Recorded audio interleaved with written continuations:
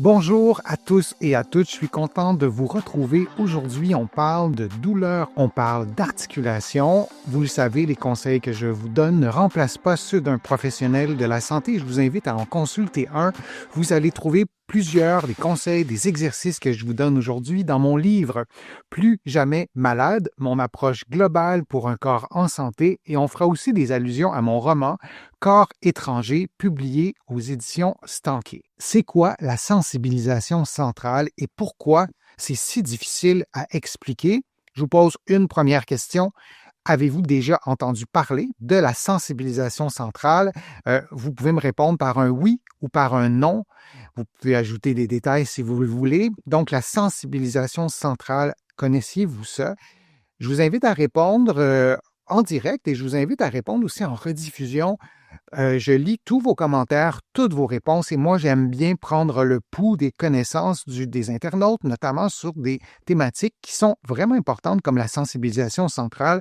J'espère dans quelques années qu'on connaîtra tous la sensibilisation centrale, nous les professionnels de la santé et aussi le grand public, pour pouvoir mieux traiter les douleurs chroniques, les douleurs au dos chroniques. Alors, on regarde un peu ce qu'est la sensibilisation centrale. En fait, c'est assez simple à expliquer en quelques phrases. C'est le système nerveux qui est excessivement sensible et qui réagit de façon exagérée à des stimuli qui, normalement, ne devraient pas être douloureux ou qui amplifient un signal douloureux existant. Ça, c'est la définition courte. Et là, vous me répondez. Donc, il y a Soso qui répond non. Il y a Fatima qui répond non, elle aussi qui ne connaît pas la sensibilisation centrale. Et merci de répondre et d'échanger aussi sur le fil de discussion. Il y a Odette aussi qui ne connaissait pas.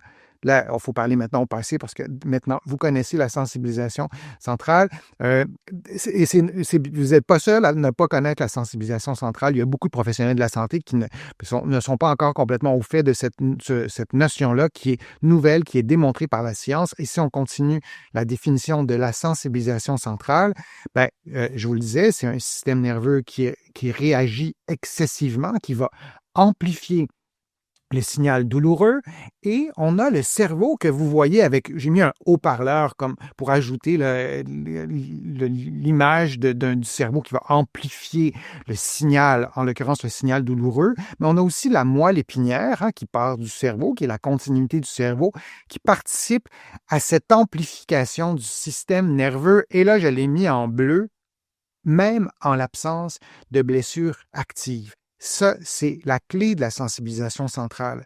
Vous avez peut-être une douleur au dos qui date depuis 2016, 2017, depuis plusieurs années, et peut-être que le problème est en partie ou en totalité résolu, mais votre douleur, elle est causée par un phénomène de sensibilisation centrale. Il peut ne plus y avoir de blessure active et avoir une amplification ou même une reproduction de la douleur. Je vous ai souvent parlé de ma mère qui n'est plus de ce monde, qui avait des douleurs au dos depuis très longtemps, qui avait plusieurs chirurgies. À ce moment-là, on ne connaissait pas vraiment la sensibilisation centrale et rétrospectivement, maintenant, j'en suis certain qu'il y avait au moins une composante, sinon la totalité de ces douleurs, qui étaient causées par des phénomènes de sensibilisation centrale, même alors que la blessure, elle n'est plus active, que le corps est d'une certaine façon guéri. Je vous ai montré un schéma. Alors, on a la moelle épinière. C'est vraiment schématisé. On a le cerveau qui est en haut. Alors, ça ressemble un peu à un cône avec le cerveau qui est en haut. Ce sont ces régions, ce système nerveux est constitué notamment de nerfs. Et ce n'est pas un nerf qui branche votre dos à votre cerveau. On le sait bien, c'est une boucle de plusieurs nerfs. Et il y a des circuits qui peuvent faire en sorte d'amplifier ou de réduire la douleur. On a tous déjà entendu parler d'un comédien ou d'une comédienne qui s'est blessé sur scène, qui n'a pas ressenti de douleur du tout. Et après la représentation, la douleur est revenue, elle est apparue en fait de façon très violente. Ça, c'est des mécanismes d'inhibition de la douleur. La sensibilisation centrale, c'est l'inverse, c'est l'amplification de la douleur et l'amplification de la douleur aussi dans le temps. Alors, on a par exemple une brûlure ou on a peu importe le type de douleur, on a une brûlure et on va voir avec le temps que la sensibilisation centrale va donner de plus en plus d'espace, de connexion nerveuse à cette douleur-là et elle va être amplifiée. Et c'est pas une douleur psychologique. On a vraiment mal pour vrai.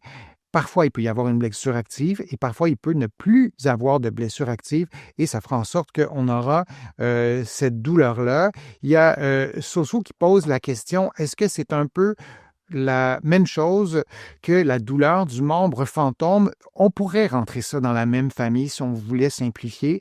On a donc plus de pied, par exemple, et on a le pied le pied qu'on n'a plus, et le cerveau ressent encore de la douleur. Dans un contexte d'amputation, on a tout l'aspect moteur aussi. Il y a des personnes qui se lèvent la nuit, qui ont été amputées et qui se lèvent et qui sentent vraiment leurs pieds, leurs jambes et qui doivent faire attention parce ces personnes-là peuvent tomber si elles ne prennent pas connaissance, si elles ne se réveillent pas suffisamment pour regarder et réaliser qu'il n'y a plus de jambes parce qu'eux vont la sentir. Donc, une amputation, il y a aussi l'aspect moteur, il y a d'autres aspects, mais oui, il y a un peu de ça. C'est un peu comme si on avait une douleur d'un problème fantôme et parfois, il peut y avoir aussi encore un problème, il peut y avoir les deux. Il peut y avoir une amplification d'un problème existant. Donc, il y aurait des nuances, mais oui, c'est une bonne façon de réfléchir à la sensibilisation centrale. Et vous êtes quelques-unes aussi à connaître les problèmes de sensibilisation centrale qui s'ajoutent parfois aussi à d'autres problèmes qui sont bel et bien physiques et qui font en sorte de complexifier la réflexion et l'analyse de la situation et pour bien déterminer un bon plan de traitement. Donc, le phénomène de sensibilisation centrale, ce dont on parle en ce moment, est difficile à expliquer pour la personne. Lorsque la personne a mal, elle souffre, et davantage si tout semble normal aux examens d'imagerie médicaux, et sa douleur à elle est pourtant bien réelle. Et de savoir que ça existe, déjà, ça peut peut-être nous donner un peu d'air et ça peut peut-être nous faire du bien en soi de se dire, bon, c'est peut-être ça qui explique la douleur et le plan de traitement va être différent aussi. Je vous présente un extrait aussi de mon roman Corps étranger du personnage de Farouk et c'est le protagoniste qui est physiothérapeute qui parle. Farouk a une hernie discale, un diagnostic parfois trompeur, souvent asymptomatique. Je fais une petite parenthèse, il y a des gens qui ont des hernies discales et qui ne le savent pas, qui n'ont pas de douleur. Ça, c'est une chose. Et le protagoniste parle à son interlocuteur. Toi qui n'éprouves aucune douleur, tu pourrais en avoir une hernie discale, sans le savoir, comme un corps étranger en toi. Alors, Farouk, dans mon roman, a une hernie discale et on sait qu'il y a des hernies discales qui sont asymptomatiques et lui a vraiment une douleur au dos et les médecins, l'équipe médicale se rend compte que le problème, c'est pas la hernie discale qui cause ces douleurs, ce sont des phénomènes de sensibilisation centrale. Et il est traité pour sa hernie discale. Il est presque sur le point de se faire opérer pour finalement arriver au point où l'équipe comprend que c'est un problème de sensibilisation centrale. Donc, d'opérer un patient dans ces cas-là pour une hernie discale, alors que c'est pas ça qui cause la douleur, ça peut en soi causer un certain préjudice parce qu'on va provoquer une chirurgie pour rien. Alors, c'est un exemple, mais pour vous illustrer que c'est bien important de bien identifier le problème et comment s'y retrouver en présence de sensibilisation centrale et d'un problème physique bien réel, comme le cas de Farouk, où il a une hernie discale et c'est pas ça qui cause son problème de douleur, et c'est une douleur invalidante. Lui, il y a un kiosque un food truck, pour le dire en anglais. Je ne sais pas si c'est comme ça qu'on dit un peu partout dans la francophonie. Donc, c'est son travail. Donc, c'est un travail qui est physiquement très exigeant. Il travaille seul dans son camion-restaurant et donc, c'est un peu compliqué pour lui et il est un peu découragé aussi parce qu'on ne trouve pas la solution. Et on attribuait ces mots à la compression des racines nerveuses exercée par la hernie discale. Le neurochirurgien, comme je vous le dis, a finalement décidé de ne pas l'opérer selon lui et je partage son avis. C'est toujours le protagoniste. C'est un personnage principal du roman. Les symptômes s'expliquent surtout par la sensibilisation centrale. Donc, c'est majeur comme découverte. On ne connaissait pas ça il y a plusieurs décennies. Ça fait en sorte qu'on ne traite plus nos patients de la même façon. Et il y a des types de problèmes qui peuvent, liés à des douleurs chroniques. On parle de hernie discale, de douleurs à l'épaule, de douleurs au cou chronique, qui a souvent un pourcentage de 10, 15, 20% des cas de ces de ces catégories de douleurs, si je peux dire, qui sont liées à la sensibilisation centrale. Alors, bon, un conseil ou plusieurs conseils, ben, consultez, encore une fois, je vous le dis souvent, les professionnels de la santé qui connaissent la douleur. Et là, on n'est pas obligé d'être une sommité en douleur chronique pour connaître ces outils-là. C'est quand même quelque chose de connu, la sensibilisation centrale. On n'a pas découvert ça la semaine passée. Donc, les professionnels de la santé ont tous à leur disposition des outils de mesure pour évaluer la sensibilisation centrale. On pose la question, comment empêcher cette sensibilisation centrale? Je vais vous placer ça pour que tout le monde voit la question. Bien, d'abord, pour l'empêcher ou pour la diminuer ou pour mieux la traiter, bien, la première chose, c'est de l'évaluer. C'est bien important de l'évaluer parce que ça s'évalue, parce que sinon, et là, je vous reviens encore avec une autre citation, Farouk, ce personnage qui a la hernie discale et qui a finalement une douleur plutôt causée par la sensibilisation centrale, éprouve lui-même cette disproportion marquée de ses symptômes. Il se rend compte lui-même, et c'est peut-être votre cas, peut-être que vous vous dites, ben voyons, comment se fait-il que j'ai si mal que ça, alors que j'ai presque rien fait. Donc, il se rend compte de l'exagération, de la disproportion marquée des symptômes. Je ne parle pas que lui exagère, mais que ses symptômes le sont par rapport à ce qu'il a fait, par exemple. Et son système nerveux, donc, décuple le signal nociceptif, le signal douloureux, ce qui nous empêche d'attribuer ces douleurs à la hernie sans évaluation approfondie. Alors, il y a vraiment une amplification et parfois même la personne se rend compte qu'il y a une amplification qui est pas normale d'une certaine façon. Alors, je vous montre, je vous mets en gros plan. Il y a un outil qui existe. C'est un outil qui est vraiment tout simple. Pour mesurer la sensibilisation centrale, c'est l'inventaire, c'est une traduction libre, l'inventaire de sensibilisation centrale. Je vais vous donner une référence. Vous allez voir dans le bas de l'écran, il y a un site que vous connaissez peut-être qui s'appelle Physiopédia, oui. C'est écrit en anglais. Si vous avez sur votre navigateur une façon de traduire le texte, je pense que vous pouvez vous permettre de traduire le texte si vous êtes moins familière avec l'anglais. C'est un site qui est surtout conçu pour les professionnels de la santé, pour les physiothérapeutes, mais aussi pour le grand public. Ça va vous permettre de comprendre vraiment plusieurs choses, d'avoir des informations détaillées. Donc, l'extrait que je vous montre, c'est un extrait que j'ai traduit moi-même.